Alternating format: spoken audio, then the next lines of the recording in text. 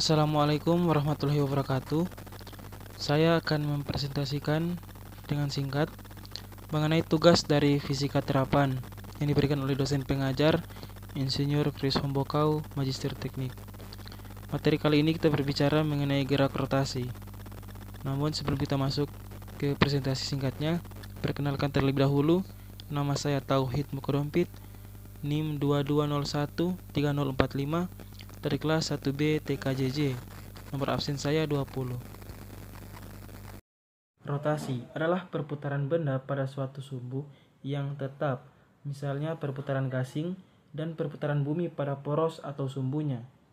Untuk bumi, rotasi ini terjadi pada garis atau poros atau sumbu utara selatan, garis tegak dan sedikit miring ke kanan.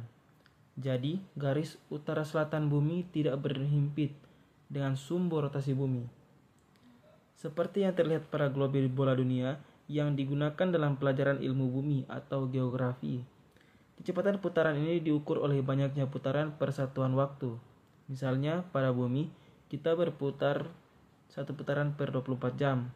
Untuk rotasi mesin yang berputar lebih cepat dari rotasi bumi, kita menggunakan satuan rotasi per menit, atau yang sering disingkat RPM. Pengertian gerak rotasi.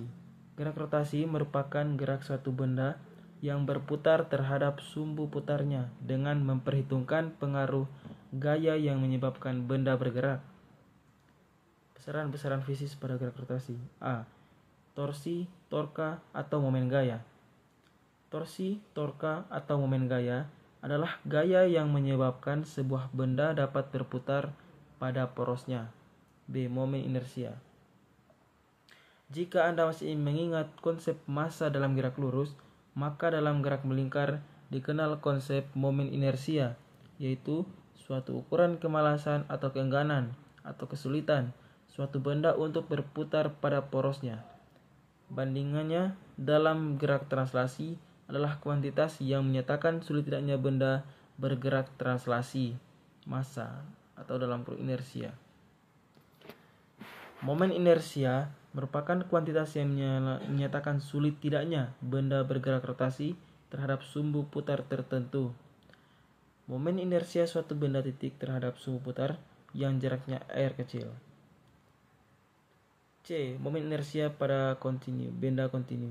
Benda kontinu dipandang sebagai kumpulan benda titik.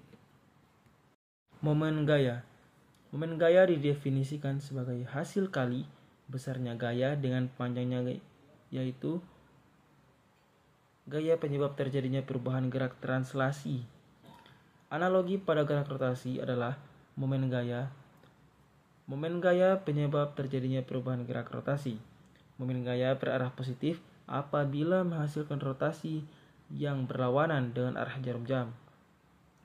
Arah momen gaya dinyatakan oleh aturan tangan kanan. Bukalah telapak tangan kanan kita dengan ibu jari terpisah dari keempat jari yang lain. Dengan gaya D sesuai dengan arah ibu jari, gaya F sesuai dengan arah keempat jari, dan arah torsi sesuai dengan arah membukanya telapak tangan. Momen kopel pada gerak rotasi. Kopel adalah pasangan dua gaya sama besar dan berlawanan arah yang garis-garis kerjanya sejajar tetapi tidak berhimpit. Pengaruh kopel pada suatu benda memungkinkan benda tersebut berotasi. Jika kopel berotasi searah jarum jam, diberi nilai negatif, dan jika berlawanan dengan arah jarum jam, diberi nilai positif. Contoh kopel adalah gaya yang bekerja pada jarum kompas di dalam medan magnetik bumi.